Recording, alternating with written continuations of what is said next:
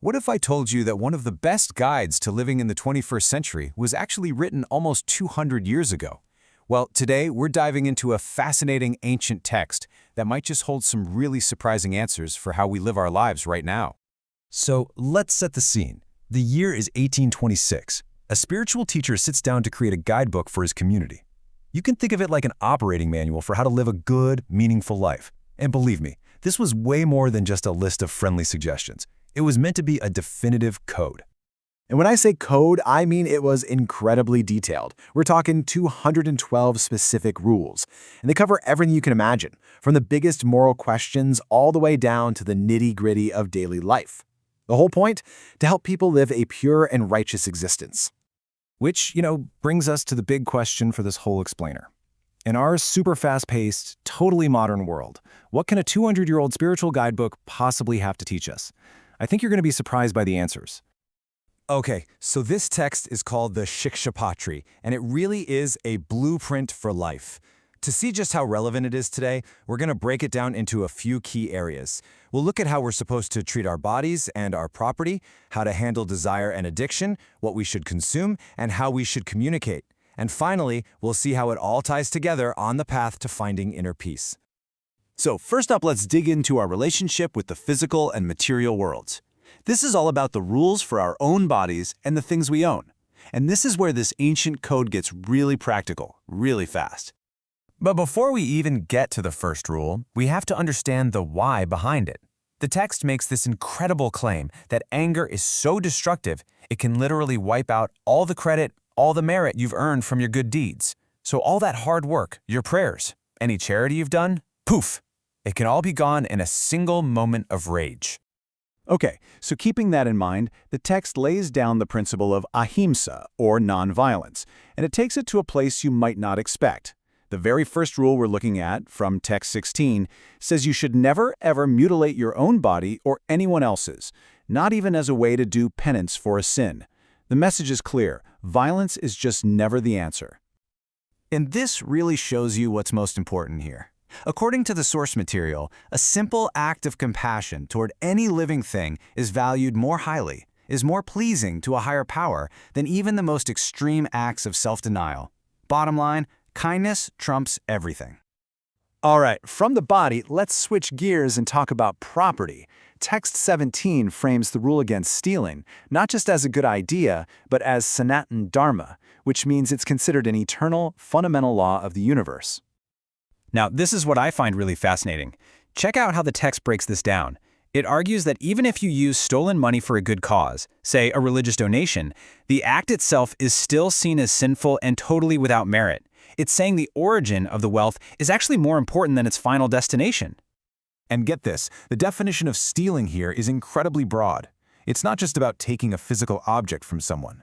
The source explains that things like cheating on your taxes, falsifying information, or even just lying to get ahead are all considered forms of theft.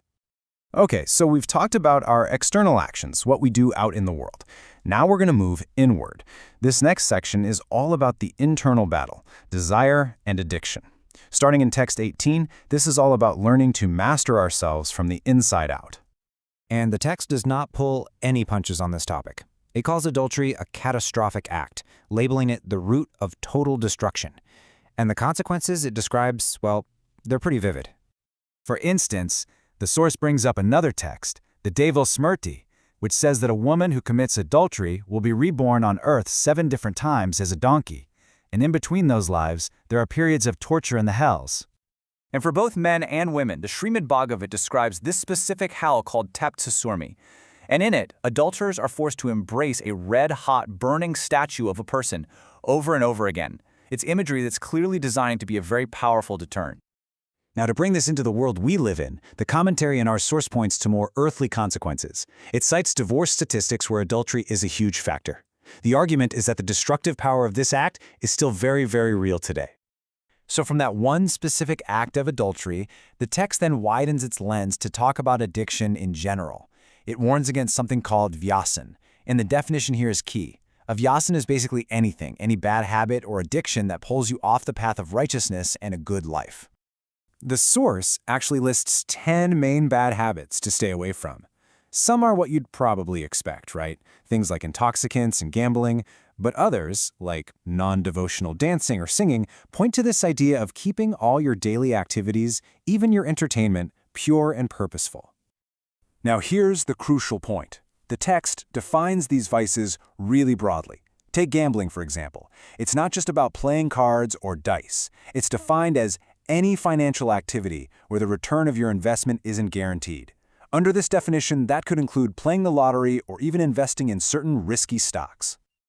All right, next up, let's look at how we interact with the world around us.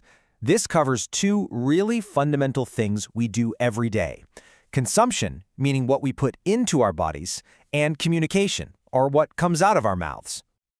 To get us into the next rule, from text 19, let me just ask you a question that the text itself answers. Imagine there's a really strict rule about only eating food prepared by certain approved people. Why on earth would one single, specific place on the entire planet be the only exception? Well, the rule is you shouldn't eat food from prohibited people, even if that food has been offered to God. But the one exception is the holy site of Jagannath Puri. The source tells this story where even the creator god Brahma was humbled after he refused to eat sacred rice that had fallen on the ground there. He learned that the holiness of that one place overrides all the other rules. Okay, on to our final principle from text 20. Let's talk about communication. The source uses this incredibly powerful saying to make its point. A physical wound from a sword can often heal, but the wound you get from a cruel word can last forever. And here is maybe the most nuanced and surprising rule about speech. Of course, the text says you shouldn't make false accusations, but it takes it a huge step further. It also says it's forbidden to publicly broadcast an embarrassing truth about someone. The focus here is on private correction and compassion, not public shaming. So after going through all these different rules, what's the big picture here? Well, our final section looks at the path forward, because when you put all these pieces together, you see they aren't just a random list of do's and don'ts. They actually form a complete system for finding inner peace. As you can see here, we've explored how these rules give us a blueprint for self-mastery. It's about controlling our actions through nonviolence, our possessions through honesty, our desires through sobriety and celibacy, and our speech through compassion. It's really a whole-life approach to living well. And that leaves us with one final thought to chew on. We live in a world that really prizes absolute freedom and individuality above almost everything else. So the question is, in an age like ours, is there still power and wisdom to be found in a 200-year-old code of discipline? That's something to think about.